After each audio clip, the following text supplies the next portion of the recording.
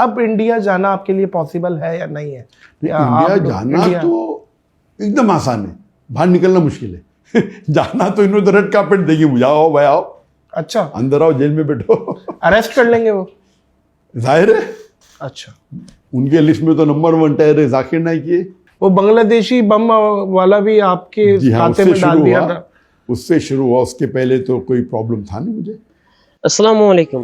Doctor Zakir Naik ভারতের সবচেয়ে বড় সন্ত্রাসী কেন বললেন নিজেকে? কি হয়েছিল? মূলত ডক্টর জাকির নায়েককে নিয়ে একটি পডকাস্ট তৈরি করেছিলেন ভারতীয় একজন ইউটিউবার নাম আবিদ আলী। সেই পডকাস্টে যখন ডক্টর জাকির নায়েককে প্রশ্ন করা হয় যে আপনি ভারতে কখন আসবেন বা আসা সম্ভব কি না, সেই প্রশ্নের উত্তরে ডক্টর জাকির নায়েক এই কথাটি বলেছেন। এখানে প্রায় অনেকগুলো তাকে প্রশ্ন করা হয়। এই পডকাস্টে ডক্টর জাকির নায়েককে প্রায় 1 ঘন্টা সময় ব্যাপী প্রশ্ন করা হয়েছিল এবং ডক্টর জাকির নায়েক সেই প্রশ্নের উত্তর দিয়ে গেছিলেন। তো আমরা সেখান থেকে প্রায় 3টি খুব গুরুত্বপূর্ণ প্রশ্ন আপনাদের সামনে তুলে এনেছি, তাই আপনাদের সম্পূর্ণ ভিডিওটি দেখার অনুরোধ রইল।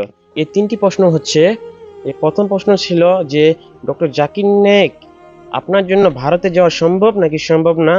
2 নম্বর প্রশ্ন ছিল যে আপনি কিভাবে নিষিদ্ধ হলেন, আপনি ভারতে কিভাবে কখন নিষিদ্ধ হলেন। 3 নম্বর প্রশ্ন ছিল যে আপনি কি কখনো ভারতে আসবেন না বা আপনার ভারতে আসার কোনো সম্ভাবনা আছে কি না। এরকম 3টি প্রশ্ন করেছিলেন ডক্টর জাকির নায়েককে। তো ডক্টর জাকির নায়েক এই প্রশ্নের খুব সুন্দরভাবে উত্তর দিয়েছিলেন, তাই আপনাদের সবাইকে সম্পূর্ণ ভিডিওটি দেখার অনুরোধ থাকলো। চলুন ডক্টর জাকির নায়েক সেই ভিডিওটি দেখে নিই। अब इंडिया जाना आपके लिए पॉसिबल है या नहीं है? इंडिया जाना तो एकदम आसान है, बाहर निकलना मुश्किल है। जाना तो इन्होंने रेड कार्पेट देगी, बुझाओ भाई आओ, अच्छा अंदर आओ, जेल में बैठो। अरेस्ट कर लेंगे वो? जाहिर है, अच्छा उनके लिस्ट में तो नंबर 1 टेरर जाकिर नाइक है। अगर मैं बड़े तादाद में गैर मुसलमान अगर इस्लाम से मुतासिर होकर इस्लाम कबूल करते हैं, अल्लाह उनको हिदायत देता है, तो मैं उनके लिए टेररिस्ट ही बन गया ना।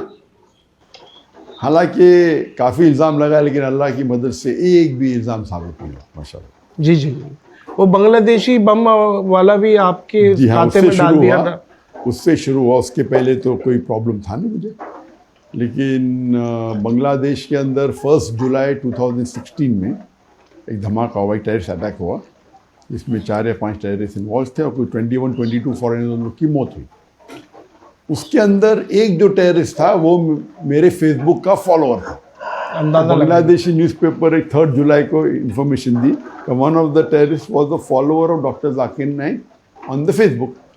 इंडियन मीडिया ने उसको ट्विस्ट की जी और बोले ही वॉज इंस्पायर्ड। एक फॉलोअर होना अलग होता है और एक इंस्पायर्ड मुतासिर होके टेररिस्ट एक्ट करना अलग होता है, और एक फॉलोअर होना चाहिए। तासुर दे दिया कि आपका साथी है? हाँ, लेकिन जाकिर नाइक के लेक्चर देख के उसने वो टेररिस्ट अटैक किया इनडायरेक्ट। तौबा है। तो इंडिया मीडिया में और उस टाइम वो हफ्ते में अल्हम्दुलिल्लाह maximum search name in the world वो जाकिर नाइक। आप गूगल के ऊपर Zakir Naik every day about 40-50 newspaper में, और इंडियन न्यूज़पेपर तो मुझे ओवरनाइट सर बिकते मोदी हैं। गवर्नमेंट ने मुझे और फेमस बना दी। तो इसीलिए मैंने कहा जज़ाकल्लाह। जज़ाकल्लाह। और जज़ाकल्लाह मतलब अल्लाह उनको जज़ा दे। जो लोग अरबी जानते हैं वो समझ गए मैं क्या चाहता, मैंने क्या कहा। इंग्लिश में थैंक यू भी कहा, नो प्रॉब्लम। लेकिन एक जज़ाकल्लाह अलग होता है और एक जज़ाकल्लाह खैर अलग होता है। जज़ाकल्लाह मतलब अल्लाह उनको जज़ा दे, जैसा किया, अच्छा का अच्छा, बुरा का बुरा। वाह। इसलिए अगर मैं कोई मुसलमान अगर अरब से कहूँगा जो अरबी जानता है और इस्लाम जानता, जज़ाकल्लाह, मैंने कहा गाली दे रहे मुझे क्या? गाली भी हो सकती, गाली है नहीं, हो सकती है, लेकिन क्या मैंने कुछ गलती किया? तो जज़ाकल्लाह मतलब अल्लाह उनको जज़ा दे। तो अगर कोई गलत काम किया उसके लिए भी हो सकते हैं। तो सही में अगर किसी को आप शुक्रिया अदा करना चाहते होना चाहिए जज़ाकल्लाह खैरन, अल्लाह आपको जज़ा दे आपके अच्छे काम का। बिल्कुल सही है, दुरुस्त। तो एक बात है कि मोदी से मुझे बहुत फ़ायदा भी हुआ अल्हम्दुलिल्लाह। हिज्जत की इज्जत नहीं करता था मैं, और हिज्जत करने से बहुत फ़ायदा हुआ। अल्लाह ताला का ये प्लानिंग है। अल्लाह ताला जो प्लानिंग करता है, तो जो लोग इस्लाम के दुश्मन हैं तो उनसे भी बहुत से अच्छे काम करवा ले। तो मेरे साथ तो सब कुछ कर लिया उन्होंने, मुझे प्रॉब्लम ही नहीं। पुलिस भेजे, ईडी भेजे, ये भेजे, नंबर 1 टेररिस्ट कह दिया। तो मैं थैंक यू बोलता कि लोग मुसलमान में तो काफ़ी लोग अक्सर लोग जानते थे इंडिया में, गैर मुस्लिम में भी जानते थे, लेकिन मोदी के बाद ये गोदी मीडिया जो है वो जो मुझे हमेशा मीडिया पे आने की वजह से अभी तो माशाअल्लाह बहुत small percentage non Muslim India में होंगे जो मुझे नहीं जानते। नहीं, मुझे नहीं लगता कि नहीं जानती हूँ। बहुत बहुत कम होगी। तो ये उनकी बदौलत है। और उसके बाद लेकिन जब भी मैं ट्रैवल करता हूँ, चाहे मलेशिया में हो या बाहर हो, गैर मुसलमान अब भी मुझसे मोहब्बत करते हैं।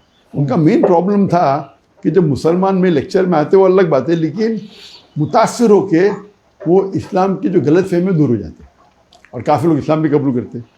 तो उसके वजह से उनका नुकसान हो रहा था, वो हिंदुत्व का जो स्टेटमेंट था ना। और फिर बाद में NEC एक्ट आ गया, वो बिल पास हो गया। अब इंडिया आप नहीं जाएंगे? न अल्लाह चाहो तो क्यों नहीं, अगर अभी मोदी नहीं रहा और जो नेक्स्ट गवर्नमेंट अगर जस्ट रहेंगी तो जरूर जाऊंगा मैं। क्योंकि अभी तक के I have not been convicted. जब इंडियन गवर्नमेंट ने फाइल की मेरे खिलाफ कोर्ट के अंदर, मेरी पूरी प्रॉपर्टी को जब्त कर लिया, तो हमने उनको कोर्ट के अंदर उसके अगेंस्ट पिटीशन फाइल की। तो उसका जज जो था, द चीफ जज ऑफ द ED कोर्ट, उसका नाम था मनमोहन सिंह, वो सिख था। तो उनने जब इल्ज़ाम लगाया था कि टेररिस्ट है, टेररिस्ट बयान देता है, लोग को बोलता है, भड़काले बयान देता है और टेररिज्म फैलाता है, तो वो जज ने कहा कि आपको शायद पता नहीं, मैंने सैकड़ों जाकिर नाइक के लेक्चर देख चुका हूँ। वाह। आप मुझे एक लेक्चर बताओ उनका, डॉक्टर जाकिर नाइक का, इन कॉन्टेक्स्ट उनने टेररिज्म को प्रमोट किया है और मैं उनके पूरे प्रॉपर्टी के ऊपर जब्त लगाने का ऑर्डर दे दूँगा। सही। सिर्फ एक। हाँ, नहीं वो लॉयर चुप हो गया। तो उनने कहा कि आपने डॉक्टर जाकिर नाइक के बयान देखे? तो लॉयर बोला नहीं देखा मैंने। तो आपने जब सुने ने उन पे इल्ज़ाम लगा रहे, कम से कम सुनो तो सही। तो हिस्टोरिकल जजमेंट था, तो उसके ऊपर स्टे आ गया। बस स्टे आने की वजह से हम उनको बेच नहीं सकते, प्रॉपर्टी को रेंट नहीं कर सकते। लेकिन उसके बाद आपको पता है, अगर कोई जज, उस टाइम मोदी का काफ़ी पावर, अभी भी है, जुडिशरी है, नहीं जरा ज़्यादा, तो जुडिशरी भी डरने लगी। आपने बयान उनके, अगर आपने फैसला उनके हिसाब से नहीं किया, आपको ट्रांसफर कर लेते उनके हाथ में। डॉक्टर साहब, आप जो माहौल में आए, दीनी माहौल में, इसका क्रेडिट आपकी वालिदा को जाता है या वालिद को जाता है, किसको जाता है? वहाँ से वो लोग भी माहौल में थे या आप निकले हैं घर से और आपने एक लेगेसी कंटिन्यू की है? ये क्या हुआ बताइए। जहाँ तक कि घर का माहौल था, अल्हम्दुलिल्लाह घर का माहौल काफ़ी इस्लामिक था। लेकिन वालिदैन ने कभी भी हमें फोर्स नहीं किया, कभी भी फोर्स नहीं किया कि नमाज पढ़ो, कहते थे लेकिन कभी ज़बरदस्ती नहीं की। ठीक है। तो हम जब मैं स्कूल में था, तो बचपन से याद है मुझे कि मैं नर्सरी के अंदर या जूनियर KG में रोज़ा रखा है, लेकिन पूरा महीना मैंने पूरा किया सेकेंड स्टैंडर्ड में, एट द एज ऑफ 7। तो 7 साल की उम्र में सबसे पहली बार मैंने पूरा रमज़ान रोज़ा रखा। उसके पहले एट द एज ऑफ 4 या 5 मैंने 5-10 रखा होगा। और जहाँ तक कि नमाज़ पढ़ने का सवाल है, तो मैं मेरे वालिदैन को देखता था, तो मैं नमाज़ पढ़ता था, कभी दिन में 2 बार, कभी दिन में 3 बार, कभी दिन में 4 बार। लेकिन कभी वालिदैन ने ज़बरदस्ती नहीं की, लेकिन लोग पढ़ते तो मैं भी पढ़ता था। स्टैंडर्ड 7 या 8 के अंदर है, जब मेरे वालिदैन की एक सहेली थी, जिसने मुझे कहा कि बेटा, आप जब नमाज़ पढ़ते तो 5 टाइम पढ़ते? कभी कभी पढ़ता, कभी 3 बार, कभी 4 बार, कभी 5 बार। तो उन्होंने कहा कि आप जब नमाज़ पढ़ेंगे, तो अगर आपने नमाज़ पढ़ी असर की, तो अल्लाह से दुआ करो कि आपकी मगरिब मिस ना हो। जब मगरिब की नमाज़ पढ़ेंगे तो नमाज के बाद दुआ करो कि ईशा मिस ना हो। ईशा की जब नमाज़ पढ़ेंगे दुआ करो कि फ़जर मिस ना हो, और फजर के बाद दुआ करो कि ज़ोहर मिस ना हो, ज़ोहर के बाद असर मिस ना हो। ये 40 दिन तक की, अगर उसके बाद आपको अगर जितने बार पढ़ने का पढ़ो, तो मैंने कहा अच्छा इंशाल्लाह 40 दिन तो पूरे करूँगा मैं, 40 दिन करने में क्या है। वाह। तो उस टाइम से अल्हम्दुलिल्लाह कहते हैं 40 दिन अगर आप नमाज को नहीं छोड़ोगे ना, तो फिर 40 दिन के बाद नमाज आपको नहीं छोड़ेगी, नमाज पकड़ लेगी आपको।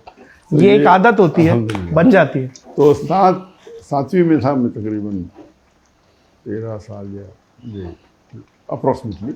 उस टाइम से माशाल्लाह 5 टाइम की नमाज।